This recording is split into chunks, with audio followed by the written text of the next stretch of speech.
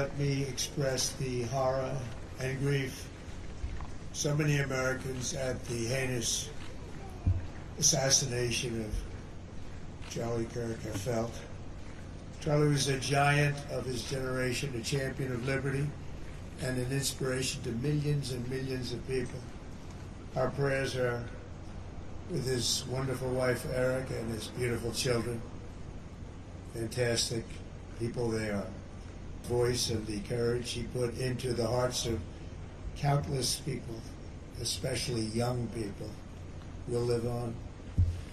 I'm pleased to announce that I will soon be awarding Charlie Kirk posthumously the Presidential Medal of Freedom. And I can only guarantee you one thing, that we will have a very big crowd.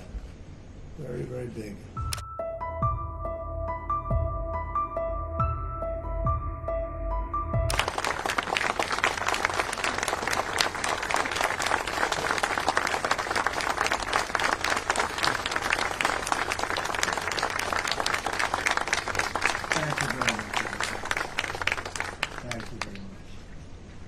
Before we begin, let me express the horror and grief so many Americans at the heinous assassination of Charlie Kirk have felt.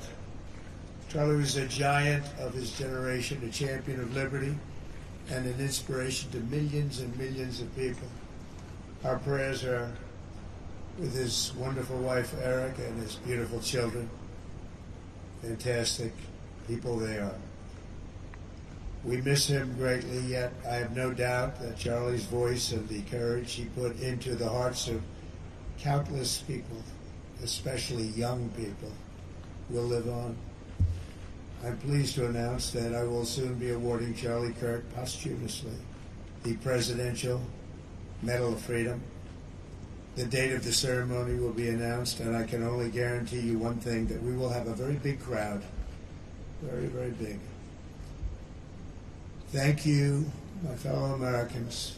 84 years ago this morning, the banks of the Potomac were filled with the clamor of construction workers who broke ground on the building now known as the Pentagon on September 11th, 1941. At the time, it was the biggest building ever built. From that moment forward, this structure stood as a monument to American strength, power, and cherished American freedom. Exactly 6 decades later, on September 11th, 2001, those same walls, built with the sweat and muscle, blood of our parents and grandparents, were scarred by flame and shaken by terror as our country came face to face with pure evil. On that fateful day, savage monsters attacked the very symbols of our civilization. Yet here in Virginia and in New York and in the skies over Pennsylvania, Americans did not hesitate. They stood on their feet and they showed the world that we will never yield, we will never bend, we will never give up, and our great American flag will never, ever fail. That terrible morning 24 years ago, time itself stood still. The laughter of school children fell silent. The rush of our traffic came to an absolute halt. And for 2,977 innocent souls and their families, the entire world came crashing down so suddenly.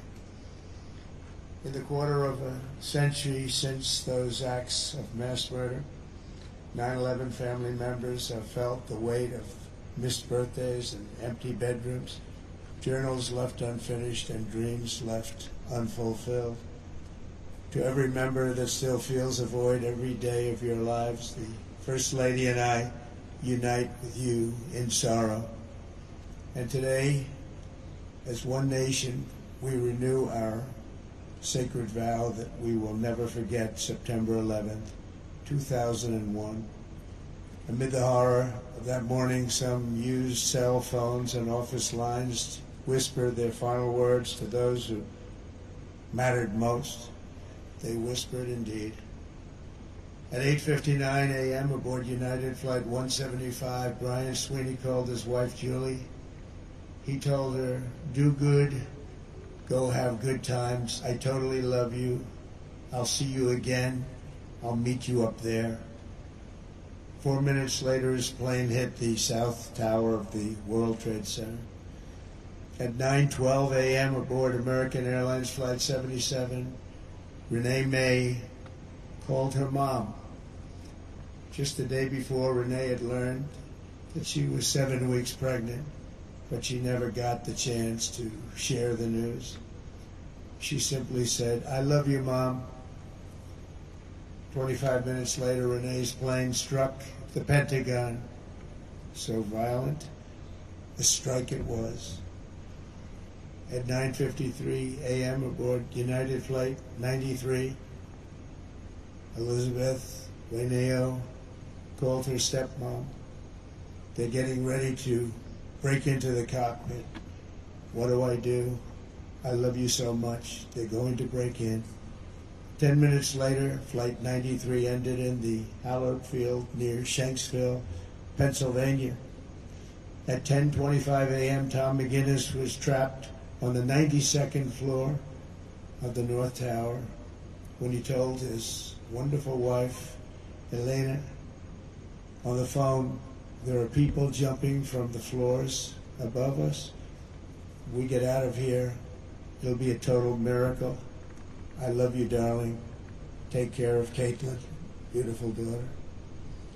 3 minutes later, the tower fell. Out of the ash, we witnessed the awesome power of that incredible love. We've seen it rise again.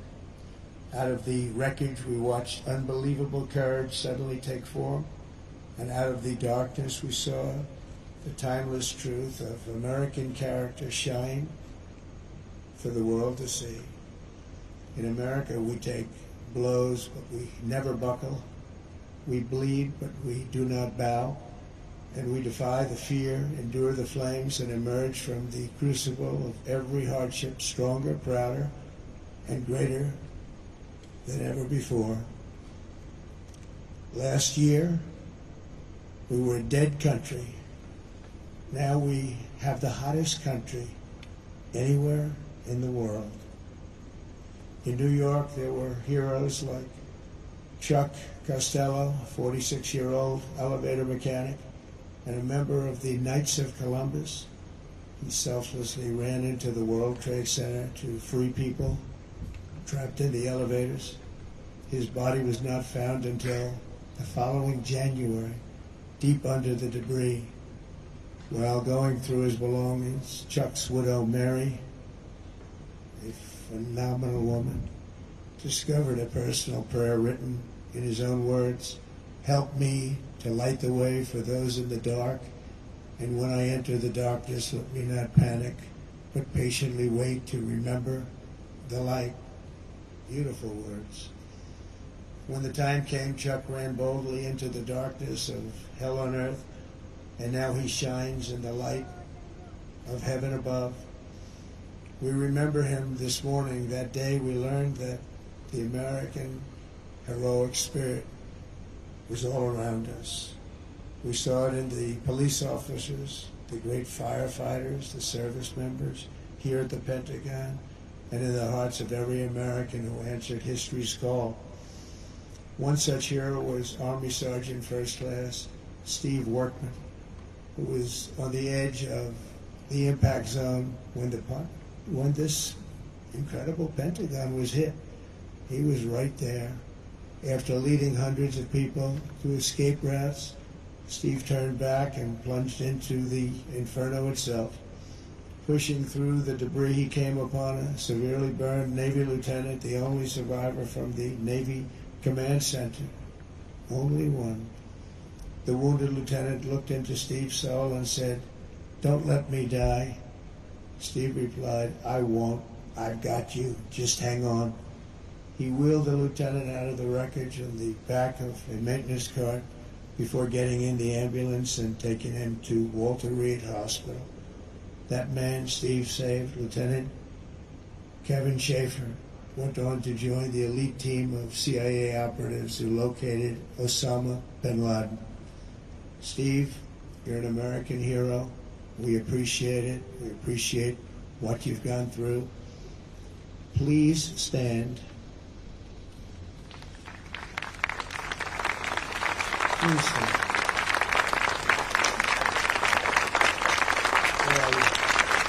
Good-looking man. A good-looking guy. You remember that day. You remember that day. Good. Thank you very much, Steve. That was something. That was something. In the years that followed, America's warriors avenged our fallen and sent an unmistakable message to every enemy around the world. If you attack the United States of America, we will hunt you down and we will find you. Go all over this sometimes magnificent earth. We will crush you without mercy and we will triumph without question. That's why we named the former Department of Defense the Department of War. It will be different. We won the First World War. We won the Second World War. We won everything before that and in between. And then we decided to change the name. Well, now we have it back to where we all want it. Everybody wanted it. Everybody is so happy to have it back. You will fail and America will win, win, win.